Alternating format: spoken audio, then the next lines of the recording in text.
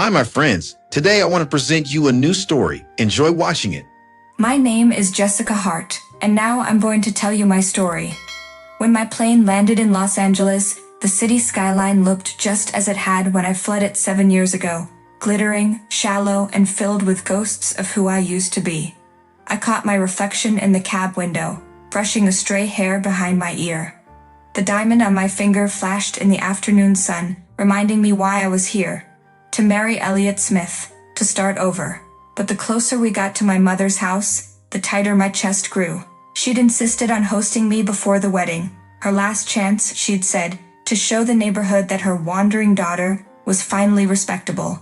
The air turned stale the moment I stepped through her pristine doorway. Jessica. My mother's voice rang out from the kitchen like a bell that never stopped clanging. You're late. Molly's been waiting to see you. I forced a smile as my sister appeared at the top of the stairs, hair perfectly blown out, a silk robe tied just so. She looked at me like I was dirt tracked onto her marble floor. Back from your big city marketing circus, Molly purred, sliding her phone into her pocket. How's the husband hunt? I ignored the bite in her words. I'm not hunting anything, Molly. Elliot and I are getting married because we love each other. Maybe you could try that sometime. Her eyes narrowed. A flash of something darker crossed her face before her lips curved up again. Of course. True love. How quaint.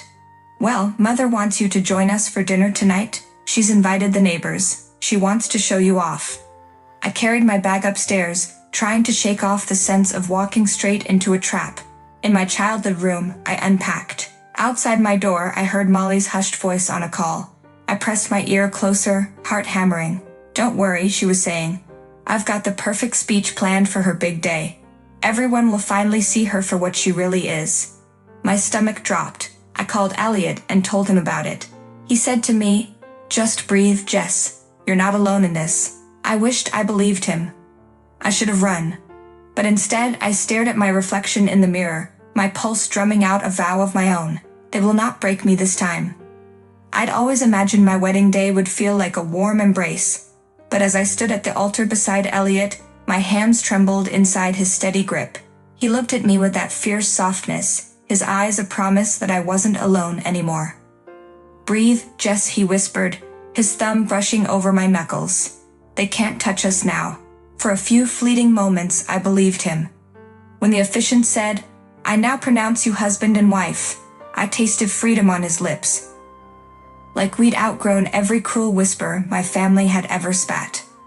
The reception was all flickering candles and the clink of champagne flutes. I watched Elliot laughing with his father by the fireplace, my heart so full it ached. Maybe, just maybe, my mother and Molly would let this day be mine. But when the MC tapped his mic and announced, "And now a few words from the bride's sister, Molly Hart," dread spilled into my chest like ice water.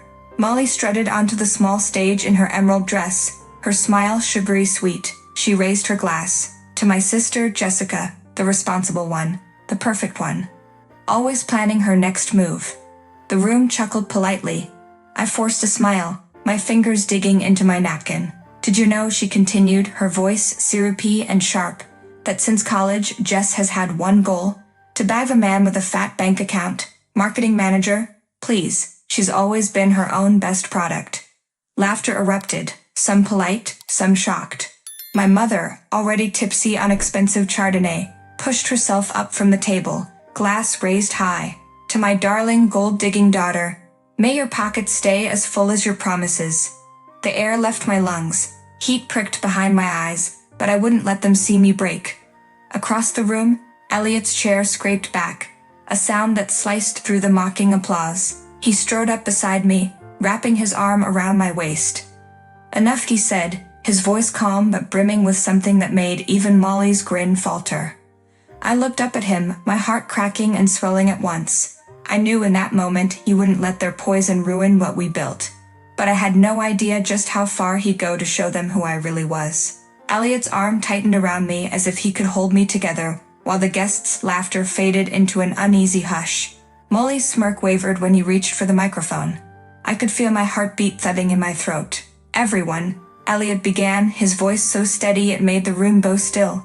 I think you deserve to know the truth about Jessica Hart. my wife. He turned to me and brushed a tear from my cheek with his thumb. I didn't even realize I'd been crying. Then he gave a nod to the DJ. The giant screen flickered to life behind us, illuminating images I'd almost forgotten. Late nights in boardrooms, community meetings with anxious workers, me at my laptop with spreadsheets that had felt like puzzles worth solving. This, Elliot said, gesturing to the video, is what Jessica really does. When my family's company, Smith Building Company, was falling apart, she didn't chase money, she saved hundreds of jobs. She made sure fathers and mothers could bring paychecks home. She did it quietly, never asking for credit. Molly's glass clinked on the table as she set it down too hard. Her face had paled, her fingers trembling. But Elliot wasn't done. He turned as an elderly man rose from the crowd. Mr. Preston, our oldest client. He held up a weathered envelope, yellowed at the edges. I have something to add, Mr. Preston said, voice cracking. Years ago, Jessica's grandfather rescued our company when we were on the brink. He asked for nothing back but one promise. Help someone in need when you can. He handed the letter to Elliot, who read aloud the words that felt like they stitched my broken heart back together. Kindness is the only wealth that grows when shared.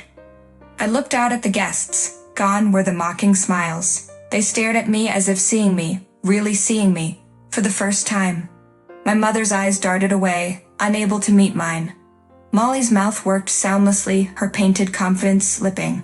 Elliot's father came forward and laid a warm hand on my shoulder. You're not just family now, Jessica. You're part of our legacy. In that moment, under the chandeliers and the stunned silence, I realized I hadn't just married Elliot.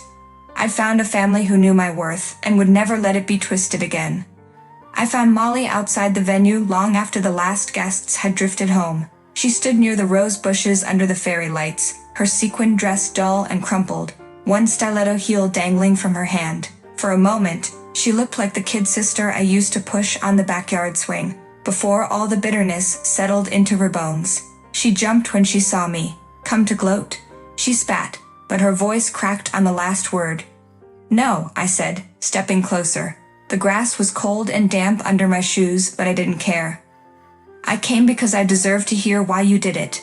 Why humiliate me on the one day I should have felt safe? She barked a laugh that turned into a choking sob. Safe? You think I've ever felt safe, Jessica? You were always the golden girl. Mom said you were the smart one, the sensible one. Me, I was the pretty decoration. No one took me seriously, not even you. I stared at her, really stared. Molly's mascara was smudged to her jawline. Her fingers were raw from scratching at her clutch. She looked small, human, broken. Molly, I said, softer now, you could have had more. You still can. But you have to stop tearing me down just to feel like you matter. She sank onto the garden bench, the heel clattering to the stone path. I wanted them to see you like I did, just another liar, chasing dollars. But then that stupid letter, she scrubbed her hands over her eyes. Grandpa, the company, how was I supposed to know? You didn't want to know, I shot back, my voice tightening. You were so desperate to believe the worst of me, you never saw what I was fighting for. And you never asked. She looked up at me then, tears spilling freely now. Jess, I've ruined everything. What do I do now? I exhaled, feeling my shoulders drop the weight I'd carried since childhood.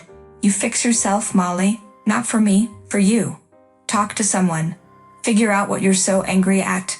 For the first time all night, she didn't have a comeback. Just a nod. Small, but real. As I turned back toward the house, Elliot's silhouette filled the doorway, waiting, solid, steady home. I glanced at Molly once more. Maybe we'd never be sisters the way we once dreamed.